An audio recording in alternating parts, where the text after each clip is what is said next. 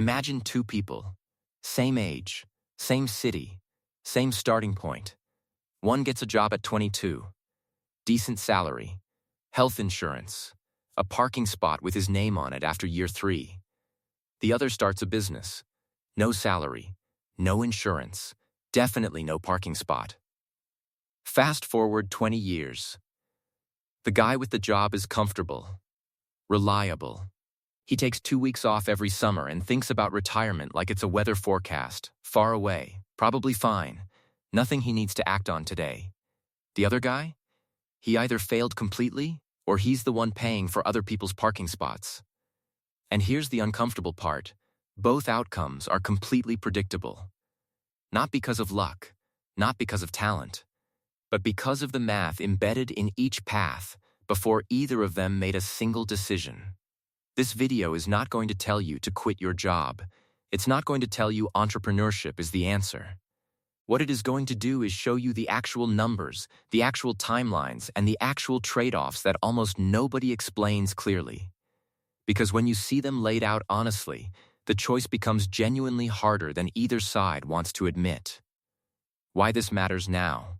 We are living through an unusual moment in economic history. For most of the 20th century, the deal was simple. You work for a company for 30 or 40 years. In return, they give you a pension, a defined benefit, a guaranteed monthly check from the day you retire until the day you die.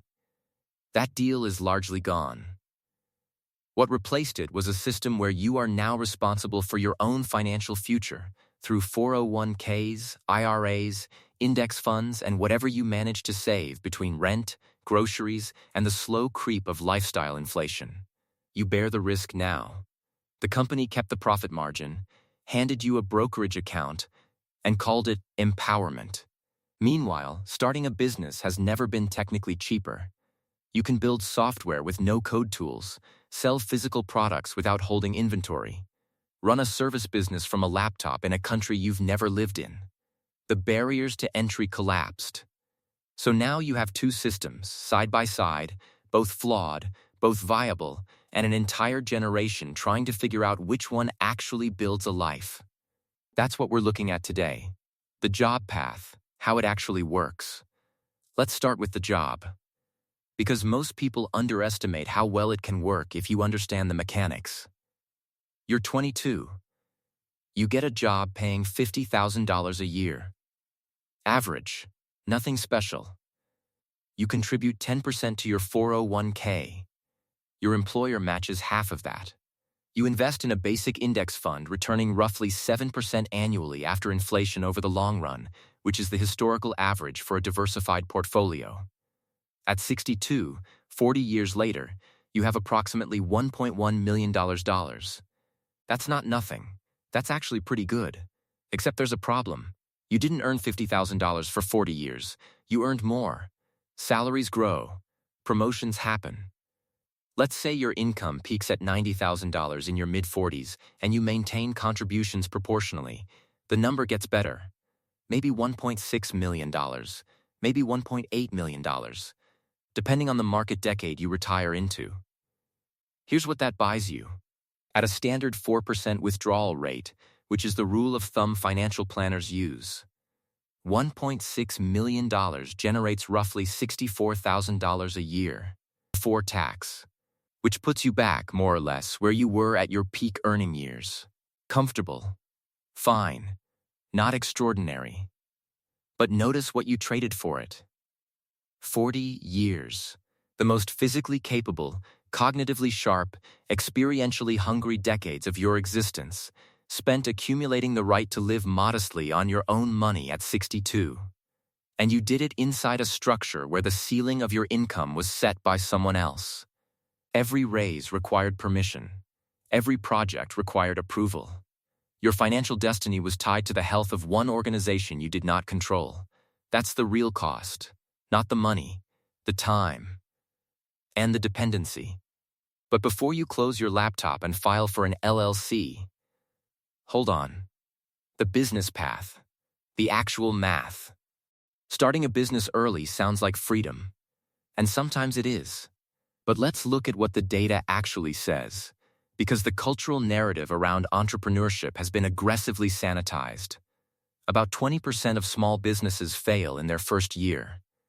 Around 45% fail by year 5. By year 10, roughly 65% are gone. Those aren't pessimistic projections. Those are the numbers from the U.S. Bureau of Labor Statistics. Now, failure doesn't mean catastrophe. Most business failures aren't dramatic collapses. They're quiet. The owner runs out of runway, closes the doors, goes back to a job, maybe tries again later. But there's a financial cost to that process that almost no one accounts for. When you start a business at 22 instead of taking a job, you are not just foregoing a salary, you are foregoing compounding. Those first 5 years of 401k contributions, the ones you would have made at 22, 23, 24, 25, 26, are the most valuable years of your entire investment life. Because money invested at 22 has 40 years to compound. Money invested at 32 has 30 years. That 10-year gap, at 7% annual returns, roughly doubles the terminal value of every dollar. Put a number on it. $5,000 invested at 22 becomes approximately $74,000 by age 62. The same $5,000 invested at 32 becomes about $38,000. Same money, same return, $23,000 difference, just from starting a decade later. And most early-stage founders don't invest anything in years 1 through 5. They're reinvesting in the business, living off savings, or taking on debt. The compounding clock doesn't start. Or worse, it runs backward. So the business path has a real, quantifiable cost that most entrepreneurship content never mentions. You are gambling your compounding years on a venture with a statistically high failure rate. But here's where it gets genuinely interesting. The reveal, the hidden asymmetry. The reason people still do it, the reason the math eventually favors early entrepreneurship for the people who survive, is asymmetry. A job is a linear system.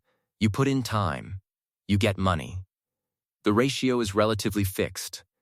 A very successful career might get you to $200,000 or $300,000 a year. Exceptional cases break past that. But the ceiling exists because your income is tied to hours, to titles, to what the organization can justify paying a single human being. A business is a non-linear system.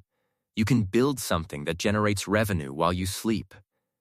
You can hire people who multiply your output. You can sell the entire thing, and in a single transaction, receive 10, 15, 20 years of your own salary in one check. That's the asymmetry. The job has a lower floor and a lower ceiling. The business has a much lower floor and potentially no ceiling at all. And here's the uncomfortable math that almost nobody talks about honestly. A business that generates $200,000 a year in profit, not revenue, profit, is worth approximately $800,000 to $1.2 million if you sell it. That's a standard 4x to 6x earnings multiple for a small business. A business doing $500,000 in annual profit is worth $2 million to $3 million. Those numbers are achievable, not guaranteed, not common, but achievable. And critically, they compress time. The employee path takes 40 years to build a $1.6 million retirement. A successful business owner can hit that same number in 15 years or less. Sometimes 10, sometimes 5. That's not hype. That's just what the math does when you replace a linear system with a leveraged one. The catch is the word successful. Because that asymmetry works in both directions. The downside of a non-linear system is also non-linear. You can lose 5 years, your savings, your credit rating, and a significant portion of your 20s, and end up further behind than if you'd never started. Bigger implications. Here's what I think both paths get wrong about the other. The default job narrative underestimates how much of its safety is borrowed. The pension is gone. Job security increasingly depends on factors outside any individual's control: automation, offshoring, company acquisitions, economic cycles. The 40-year path assumes the organization survives, your role survives, and you have the health and will to maintain it. That's a lot of assumptions stacked quietly on top of each other. And the entrepreneurship narrative underestimates how much of its success is survivorship bias. The people writing the books and recording the podcasts are the ones who made it. The much larger population who tried and failed is not producing content about trying and failing. The data is skewed by who has a platform and who doesn't. What actually seems to work, and this is where the research gets quietly interesting, is a hybrid approach that most people stumble into rather than design intentionally. Start with a job. Build financial stability and learn an industry from the inside. Use the employer's money and time to develop skills that would cost you heavily to develop on your own. Save aggressively in those early compounding years so your financial base isn't zero when you eventually try something different. Then, build. A side project. A freelance income. Something that tests your assumptions about what it means to sell something to another human being. Validate the idea before you burn the boats. Then decide. With real information. With some capital. With a few years of compounding already working in your favor. That's not a dramatic story. It doesn't make for a good documentary. But statistically, it's the path with the best risk-adjusted outcomes for most people, which is exactly why it gets the least attention. So here's where I'll leave you. The employee and the early entrepreneur are not living different versions of the same story.